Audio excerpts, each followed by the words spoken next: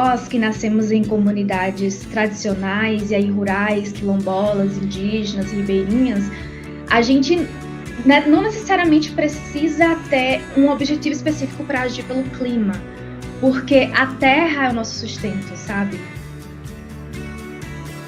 By 2030, we will have known if we have created a political climate that will have allowed us to salvage life on Earth. To give you an idea of how soon 2030 is, by then I still won't be old enough to run for the American presidency. Y entonces planté mi primer árbol.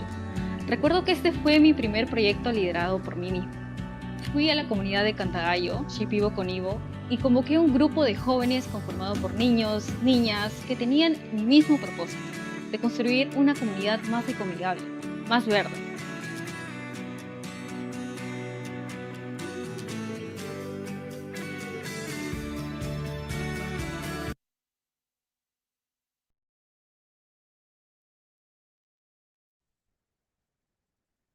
Muy buenas tardes a todos.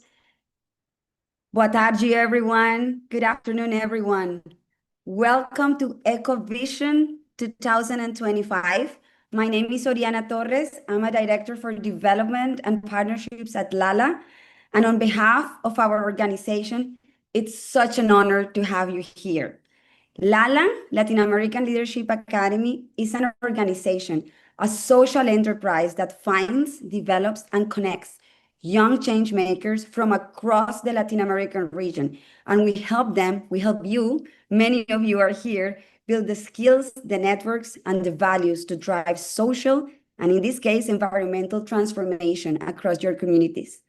This space that is very special, EcoVision, is part of our 2-year partnership with the Mitsubishi Corporation Foundation for the Americas. And its goal is to bring together young leaders from all corners of our continent to exchange ideas, to inspire action, and to co-create solutions for a more sustainable and just future. We're so happy to have you here. We have lined up very special guests, and especially you also are the protagonists today. Before we begin, a few quick logistical notes. First, if you have questions for the speakers, you can always use the Q&A box and we will do our best to address them. And also, because we speak different languages here, you can use the translated captions that are available in English, in Spanish, and of course in Portuguese. To activate them, please click on the CC corresponding to captions button on the Zoom toolbar, and you can simply select your preferred language. So we hope you won't be able to find any barrier to understand and communicate in this space. Now, I guess let's move to the most awaited part of this event. And it's now my pleasure to introduce all of you to our keynote guests. First of all, we have Jamie Margolin. Jamie is also a fellow Colombian and also American. Jamie is almost a la leader that didn't make it to LALA. She's an organizer, an activist, an author, and a filmmaker. She has co-founded Zero Hour, you might have heard from the organization, the international youth climate movement that led the 2018 youth climate marches in Washington, D.C., and in cities around the world. She also is the author of Youth to Power, a book that has been recognized by Teen Voice, People Magazine, and the BBC, actually, as one of the most influential young voices for climate justice today. So, and from our house, joining her is our very own David Batista. He is one of the co-founders of LALA and co-executive director of LALA. David has over 15 years of experience as an educator and is so passionate about helping young people develop the skills and the values to lead meaningful change across our communities. Jamie and David, without further ado, the floor is yours. Thank you, Jamie. We're so happy that you're here with us today. It was a real pleasure to get to learn about you, the path you've taken, and the choices that you've made. And what we're hoping is that the young people that we serve at LALA can learn a lot from learning about the experiences that you've had. So I'm going to jump right into it. There's a kind of like wisdom that we believe comes from experiencing the tensions of caring about something deeply. Your life is filled with caring about something deeply. So, you've been organizing and advocating for climate action since you were very young. What first inspired you? How'd you get involved? Tell us a bit about the story about how you got to this place where you are right now. Absolutely. And hola a todos. I'm very excited and happy to be with you all today. My story really got started when you have to go back till I was super, super young, but that is before I really started to take action. So when I was about, I'd say 9 years old, I was really obsessed with, I don't know if anyone have heard of like the American Girl dolls books or like the American Girl dolls. You know those? There was Yes. one who was from pre-colonial times who was actually from where I grew up in Washington State. And I read the books and it showed like this entirely different world of this different life of people and a different society that had existed where I was now seeing all these houses where it's now, the United States of America. And I was too young at the time, I think, or maybe just not educated enough to understand the brutality of the colonization of why, those books and that doll wasn't emblematic of everywhere around me anymore. But I had a feeling that something was wrong, and I had this strange sense of like sadness whenever I would read those books and feel like, well, what happened to her? Why is this not everybody around me?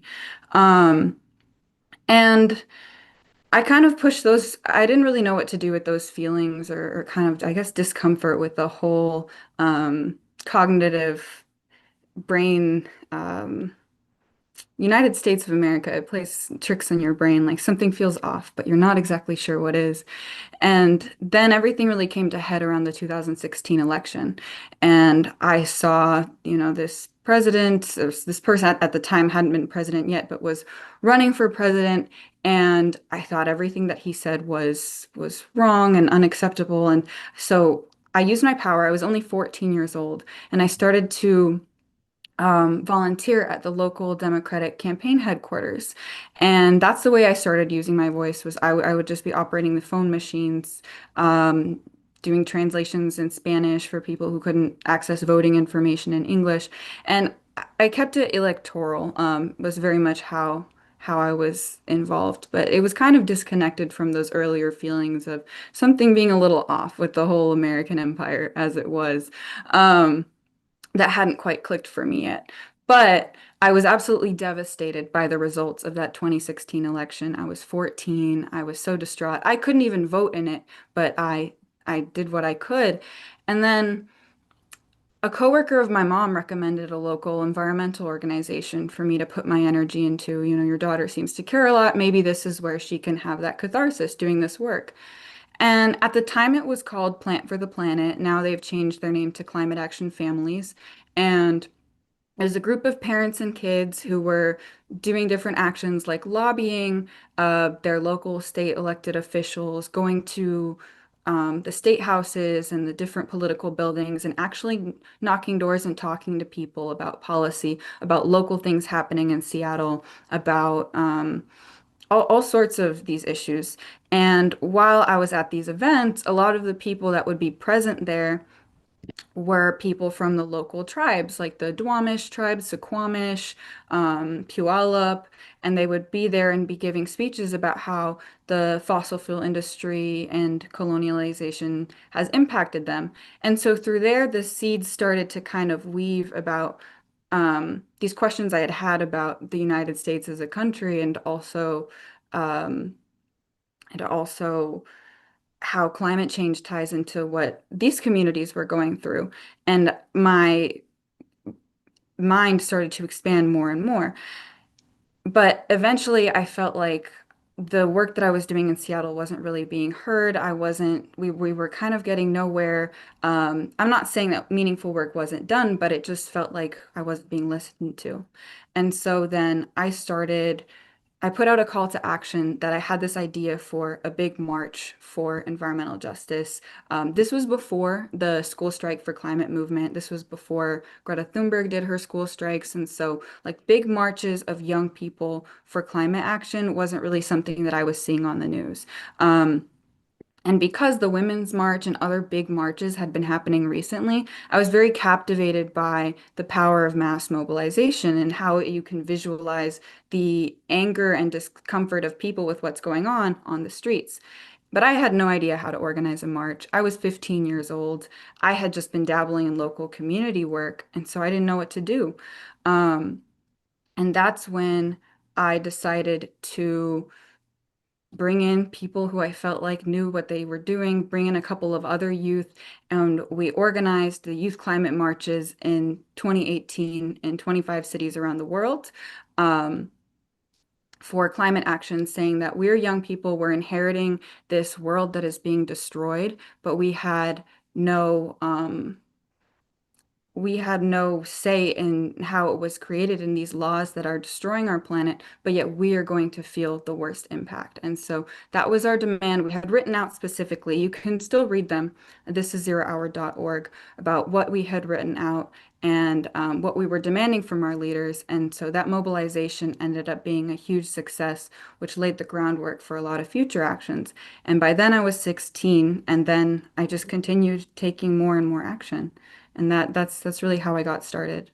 No, I love it. And there's a few things that jump out to me. One, this like cognitive dissonance that you're talking about, like something's just not right. And and then you took action in the face of that. And the actions that I'm hearing are like, I'm joining that community organizing group that you mentioned that your mom connected you to, and other things like trying to understand what it's like to build a big march. So many of our young people describe like being curious around that, or but they feel that sense of like imposter syndrome. Like, I don't, just me? And do you remember feeling those feelings early on in the face of the dissonance? And what are some strategies we might use to overcome that feeling of imposter syndrome? Like, I'm not going to be able to do anything, or maybe I don't belong here. Honestly, I was at the point where, so this was when I really seriously decided, like, okay, I'm going to organize this march. It was around the summer of 2017, and Uh-huh. Hurricane Maria had just happened, and I was seeing the devastating way that it was impacting Puerto Rico. And while I'm not Puerto Rican, Puerto Rico was actually the first, like, Spanish-speaking Latino place that I had been to in my life because I didn't go to Colombia with my mom until like a few years later. And so that was the first time where I had kind of really, even though it's a bit different than Colombian culture, a lot is similar. And I went with my mom, and it was the first time really kind of not being the minority because I grew up in a not very Latino area. And so it was kind of like a sudden appreciation and love for the culture and an ability that it left a mark on my heart. And so then seeing what had happened in Puerto Rico broke my heart, regardless of who had it happened to, just seeing the horrible response, the way people were neglected and suffering. And so I kind of felt like the situation is so dire, I might as well have the audacity. Like it's too serious. Climate, at least that was my I felt like there wasn't even time for imposter syndrome. Like climate change is so horrible and it can uproot your life. And one day you have a house and you have a life, and then the other day it's flooded and it's gone. Like that was just the concept of that was so scary to me that I figured, why not take the leap? I'd say I just wasn't. I can't speak for other people or for advice in that. I honestly am just the type of person to take the dive. I figured like, what is there to lose? I might as well try, and if not me, who, you know? I know other people are doing this work, but I'm the one with this idea. Why not take it as far as I can go? No, I think it's very helpful to understand like the sense of urgency comes from the meaning that you're saying that it's time to act, and that brings a certain kind of courage. Help us like kind of understand a little bit more about the content of your work. A lot of people have an understanding of the concept of climate change, but many of them don't understand the term climate justice. Help us get an understanding of what that term brings in and how that's related to your work. So, climate change is the issue that we're facing where because of all the emissions that are being emitted by the fossil fuel industry, mass agriculture industries, deforestation, all the other causes, the greenhouse gas effect is going up and we're in a heating our planet to the point past that human beings evolved on. And it is now hotter, even if it's cold in one place, the general temperature of the planet is now heading towards a place that is unlivable. And so that's the science of it. That's what climate change is. But climate justice is addressing the why and the who. So why is it happening and who is the most impacted? You can't talk about climate change without talking about colonization.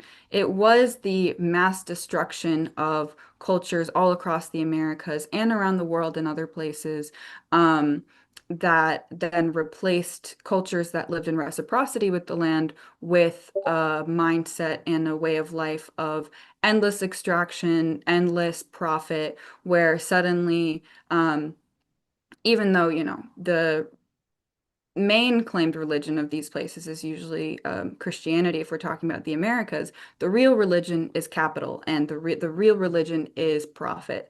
And so that is at the root of climate injustice, where we have destroyed societies. And I'm not saying that by saying destroyed, there's clearly still indigenous resistance, and that is the crucial fight against this. But as a whole, the empires have destroyed. And tried to take away as much power as possible, these ways of existing with the earth that are sustainable and replace them with ways that have us fast track to destruction. So that is climate injustice, as well as who is impacted the most by climate disaster. Oftentimes, the people who are the richest, who pollute the most, who are causing the most damage, are the ones who feel the least effects of climate change. Now, eventually, it's going to come for everyone. Eventually, there's going to be no place to hide. But in terms of who is feeling it first and hardest, it tends to be the communities that did the least to cause it. So that is climate injustice. And climate justice in that movement is all about, well, how do we correct this and how do we fight back against this? Not just purely from a scientific lens, but from a human lens, right?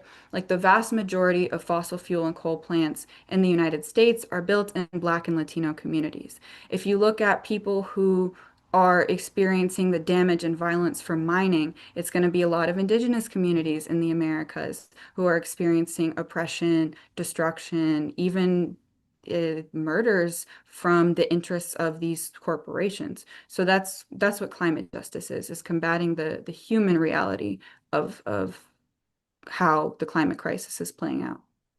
Yeah, thank you. And there's a depth in the way that you talk about this content. And when you first started to explain your journey, you talked about going to these different spaces and then hearing perspectives that you weren't aware of before.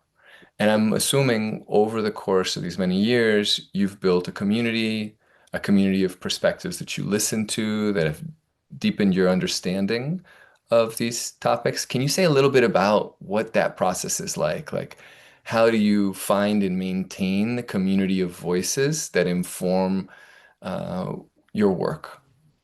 Yeah, absolutely. So everyone's first community and the first group of people that you have access to is usually your family.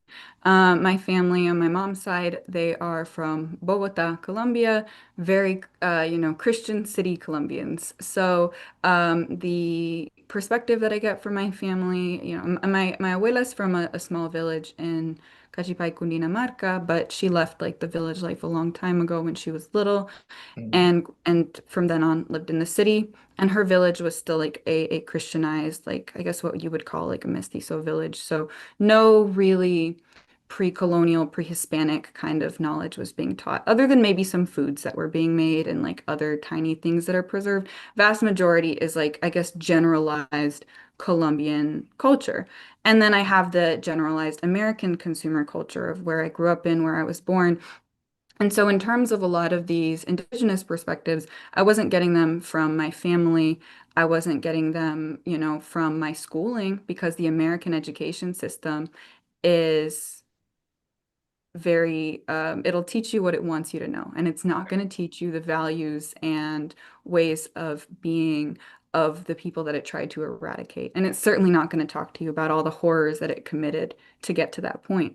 And so I had to find out this information through through going to events, if we were all at this rally, I would suddenly be meeting people from different tribes or different communities that I never would have been put in the same path as before.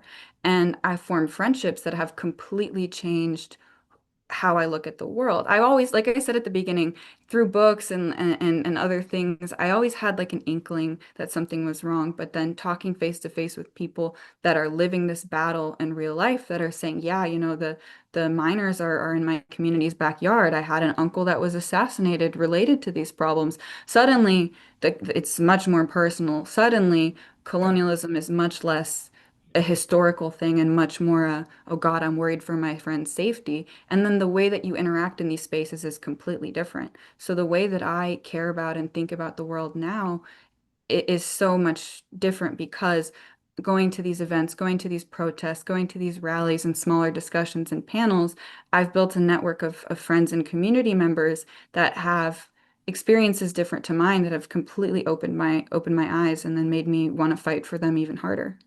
Yeah, look, I love it because it's, you mentioned school earlier, and we think that just our schooling is going to take care of our development. But what we actually find is that a young person's caring deeply about an issue area is what demarcates growth more than anything else, more than test scores, IQ, grades in school. And if they don't have that deep caring, then they're not able to unfold and develop well. And you're giving very specific examples. Then they don't feel the urgency or call to action. They don't go to the places that they might. They don't build the community that they might. And all of this helps build a narrative of their world and their life. So thank you for making that so clear. We want everybody in this space to take the opportunities to connect, go to that place, make that connection. And the other part that's really loud in the way that you're speaking is that creating that narrative around your origin story, where you come from and where you're connected to. You've done it to us in these examples in just a few minutes. Um, in learning about you, Jamie, there's something else that came up is your love for art and animation and film in particular. And so the question you hear is like, how are you bringing your love for storytelling and connecting that to your drive for social change and environmental change? So yeah, a little over a year ago, I graduated from film school, and I really want to bridge the world of animation specifically with the world of like land defense and environmental justice, because those are the worlds that I occupy, and I think that there's a lot of people who are art fans who just love a good story, who don't know about a lot of these issues that I'm seeing and I'm interacting with, or people on the ground are talking to me about. But if in the form of an animated film, I think for me, I grew up watching animation. I've always loved it. Disney movies, Studio Ghibli, Avatar: The Last Airbender, Legend of Korra, like all of these shows have been like staples for me, have been anchors for me when things get hard, media I like to go back to. So I really want to create that, but for climate justice in South America. So if it's okay with you guys, I would like to share my screen to show you a little bit of what I'm working on right now. Is that Yeah, okay? I Or do I you need talked me to to the get team. Yeah, absolutely. Feel free. okay. So right now what I'm going to share with you guys is a pitch deck, or a treatment as it's called, for an animated film that I'm developing called Pelea. I've been working on this for a long time. Little by little, animation is quite the uphill battle in terms of a lot. Oh, great. Now Adobe decided it does not want to respond. Well, you know what? I have it pulled up on Google Drive, so we're going to do that. So let me share my screen. Okay, I have it up on slideshow. Oh man. Technical difficulties, fun. Okay. Can you all see my screen? Yep. All right. So right now I am starting in Indie Animation Studio, still getting that together. We almost have the website ready, so very much in the beginning stages, but where we combine, it's a mostly Latino-led studio. Um, and it's using animation to talk about the important issues in our communities and about fossil fuel extraction and anti-imperialism. So, this is basically like the story I'm talking about a coup that happens in a South American, fictionalized South American country, and about, the American interference for resources, which is something that the communities that I talk to, they are struggling with fascist regimes, usually put there in nefarious ways or gain their power through nefarious ways to then exert control over resources. So this is I didn't paint all of this myself. I'm a director and a screenwriter, so I do draw. I do like to draw, but for this is a bunch of different artists, mostly Latin American artists that have put this together. So this is one of the extraction sites from a scene in the film. It's just a little bit about me in the pitch deck, some more backgrounds. I'm just gonna skip through some of the things. I'm kind of using, I love the steampunk genre. Like if you think of Arcane or I don't know, that kind of fantasy, but using that through a fictionalized South American country, kind of based on the countries that were all Gran Colombia and the joint history. Um, so this is a color script for a teaser. We're doing a teaser for a fundraising campaign for the film. I'll put in the links like where you can follow and support us, but some comparables, some artwork, character design. So each character comes from a different part, represents a different part of kind of a lot of the racial and ethnic makeup of South America. So there's the character from the city that's kind of based off of my family, like mestizo background, city, um, Christian, but like really cares about the world. Um, and then this is like animation technical breakdowns for it's hand drawn, so the animators have to like see everything broken down. These are just a little behind the scenes in the animation production. So you have to have the character sheets, references. This is a character based off of the Waorani tribe in the Ecuadorian Amazon, which is where I have been blessed enough to have a leader who's the current president of the CONAI, which is the Confederation of Tribes of Ecuador, who showed me around her territory last year, and I got a lot of like references and inspiration for a character like from a village fighting to protect her community. Um, and just different, like I said, these are technical breakdown sheets. A character from the based on kind of like the coasts of Colombia. Those communities. And so these are the kind of like the three main characters, and they are fighting against, this is them, two of the characters um, discussing, organizing. So it's about like young women in a fictional South American country resisting fossil fuels and fascism. This is a couple more characters. You can see is a bit of a bad guy. We have yeah, this is a lot of old development art. So in animation, there's a lot of art that doesn't get used. It's a lot of old development. Um, so some backgrounds in the presidential mansion. The orchid is a very like special Colombian flower. So try to put that imagery in there. There's a little bit of a steampunk aspect with fungi and a lot of the power of like mixing science and fantasy. Um, so it's just some more artwork.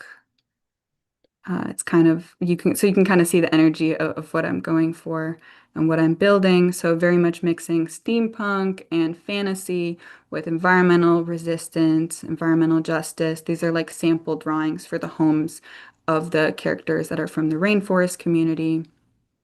You can see a lot of hard work. Every one of these drawings is hand drawn. No artificial intelligence. We don't use that. It's all human drawn art. Wow. Wow. We don't touch that for these purposes. This is all art that comes from people. So this is a image of an oil spill, some more backgrounds of like a desolate land, more symbolism. And yeah, you can follow us at Pelea Animation online. Um, so that is just a little sample. We're still animating the teaser. We're still looking for funding. It's a volunteer team. It's a pure passion, but that's basically what I'm doing as an artist is I'm combining my love for animation with these issues happening, like the extraction, the fossil fuel extraction, everything. If you want to stay in touch, follow us. We're at Pelea Animation on Instagram, Twitter, Facebook, LinkedIn, every social media. And then our website isn't operational yet. Our web person is still like working out the final stuff, but it'll be peleaanimation.com once it's ready to go. And if you want to stay tuned, support the project, it's a mostly Latino led project, and we're trying to involve as many people from the territories and communities as well. It's going to be 2D hand-drawn animation. Every frame is hand-drawn, so it's very much a labor of love. That's why it's taken a while, but I think it's going to be worth it. Yeah, and Jimmy, I don't know if you've been able to see, but there's so much love pouring out in the chat for you and the work. And then I couldn't help but notice, we all noticed that you just came alive when you started talking about this project. And I think it demonstrates that we can bring these different parts of our lives that we care about, that we're passionate about, we bring them together, and you're trying to create something beautiful and artistic that is filled with meaning. So it's an example for all of us. Thank you. Let's talk a little bit about, I mean, we're running out of time, so I want to get these questions in. Uh, you bring together a community across different countries, and there's a certain kind of banner that you bring them together around. Not just climate justice, but when we were talking earlier, we were talking about this particular niche space in climate change that you're holding. And I wanted to give you some space to talk about what that niche is. And then I'm going to move in and really get curious about how you to build and maintain that community in there. Um, yeah. So what is that niche area, and why have you carved that out for yourself? So when I first started, I was just simply just anxious about the climate crisis. I was like, this is terrifying. This is literally the fabric of life on Earth is crumbling, the very life systems we need to survive. What am I going to do about it? And so then, because I was so young, I was a teenager, I naturally fell into the youth organizing, and I was like, okay, I'm a youth activist. That's my thing. I'm mobilizing young people. I'm 23 now. I'm not saying that by any means I'm decrepit, but I am now going into my adult life and thinking long term, what is it I want to do? Because climate change, climate action, you can encompass a lot. If you really care about ocean, I mean, I care about all of it, right? I care about all the issues even outside of climate change. I care about all these different issues. But you have to pick a lane and trust that other people are going to take their movements, right? And so I'm like, okay, within this movement, where do I fit? I care about the oceans. I care about all these other things. But what really struck my heart every time, every march, every chord, what really like I was like, I have to talk to them. I have to learn more, go deep internet dives, watch every documentary I could possibly get my hands on, is land defense, and specifically land defense in South America. I was starting to look at old family photos and reconnect with, my mom's side of the family. My mom always tells me stories about how poor she was growing up, the intense poverty. Also, my mom grew up during the intense, like the narco terrorism era of Colombia. Not that those issues are over, but like in the 80s, 90s, that was really hot. And she was like in Bogota. And so like it was a lot of political instability. And she kept talking about, the poverty of her mother. And my abuela she was there with me when I was born, helped take care of me when I was little. Um, According to my mom, after like the first 5 months of my life when she was like with me constantly, as she went back to Bogota to do something, I apparently, obviously I don't remember this, I was 5 months old, but I apparently was inconsolable without my grandma. So we've always been close and we still are. And I was starting to think of like, well, why was our family so poor? Where did that poverty come from? Because Bogota is where the myth of El Dorado comes from. That it is one of the most, at least was, one of the most gold rich and just generally rich places on earth. So is Colombia. And so I started to think like, well, why did my family suffer so much? They have all these stories. Oh, there's things I'm never going to tell you because I never want to pass on that pain to you. There's stories that they will never tell me. My aunties, my mom, like my grandma especially. There's things that, and I hear bits and pieces. You can't really sit them down and say, tell me everything, because you don't want to get your family to trauma dump. Sometimes it's hard for them, but sometimes I just want to know what happened. I want to know the stories. And I learned about why has Colombia been so impoverished? All of the coups and foreign interference from the United States of America, all of the colonization from the encomienda era, from the Spanish conquest to just everything. And I started to learn more and more about Latin American history. And once I was in college, I would take courses of things that I wasn't really taught in high school. They're not really teaching you Latin American colonial history in your typical American high school, but I would start to take more specialized classes. And then I'd start to connect these broader textbooks to be like, how did this impact my family? Where did we come from? What region are like, and so the more that I started to ask these questions, the more that I realized that like colonization and imperialism all over the world, but specifically in South America, just because that's where my family's from, is my niche of how I want to tackle the climate crisis, specifically by using the privilege I have as an American, as somebody who like speaks English and Spanish, who can move through both worlds, who has the dual passports, the dual ability to kind of like move between. Because Colombia is the number one most dangerous place in the world to be an environmental organizer in the world. The assassination rate is Right. absolutely astronomical, and it's also one of the most biodiverse places in the world, only second to Brazil, which is a bigger country. So shout out Brazil. I love my Brazilians. I need to learn Portuguese for y'all. But anyway, um, uh, so this anger of like, well, why did my grandma have to suffer so much? Why do these communities have to suffer so much? Why is poverty and instability linked with Latin America? Why is that like synonymous? And it's not because these countries are naturally poor, it's because they're overexploited. And so getting to the root of that is now all is the focus of what I want to do. That's my niche. That's what I want to focus on. And that's how I got to that. Look, I think it's such an example for all of us because we're able to see that these projects that you have come from your connection to your story and your narrative, that you've gone through an evolution, that the way you're approaching these challenges and problems now is different than the way you did when you were a young activist. And in the time we have left, this audience is here for you. They're listening. We can hear them from the chat, even though they're quieted in this space. Um, what one message do you have for them about leadership, about their own development, something that they can do right now? And it doesn't have to be the one thing forever, but in your heart right now, if you could offer them something that they might be able to do soon or now, what might they do to put them on a more meaningful path? See where the fossil fuel industry and any other harmful industries are impacting your communities or your home countries. I think some of you people on this chat are in your home countries, whether you're literally living in Brazil or in Ecuador, or whether you're in United States or Canada or somewhere else in the diaspora. But right now, there's a war happening, a war against nature, life itself, and the last remaining indigenous communities that have held on to who they are. And so, I would see, researching your country or your community or your region within your country. What is happening right now? Is there a big petro company or somebody else trying to mess things up? Who are the native people there? How are they resisting? How can you support their resistance? I think picking a regional battle and raising awareness around it and then being an ally, or maybe some of you are from these communities. And just continuing to amplify that is the most important. Right now, I've been getting sent a lot of videos from what's happening in Ecuador and Peru with like the intense military backlash against villagers and native communities fighting for their rights. It's really scary. People have died.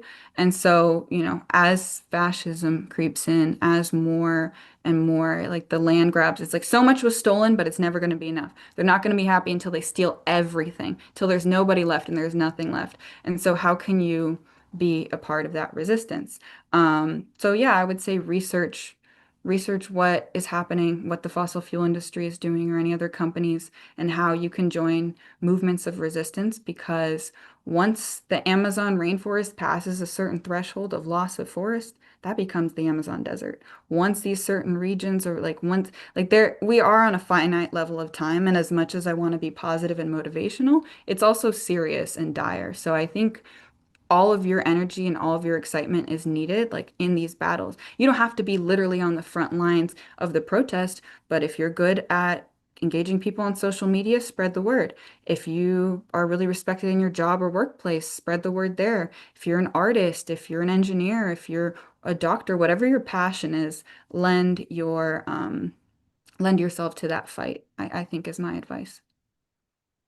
Thank you, Jamie. And there are even more questions in the chat. People want to understand like how they can get involved in social activism and environmental issues. You shared a lot of that. I just want to say thank you to you for showing up in this space. We can hear the depth of your understanding and the way that you're able to connect with us in a short space.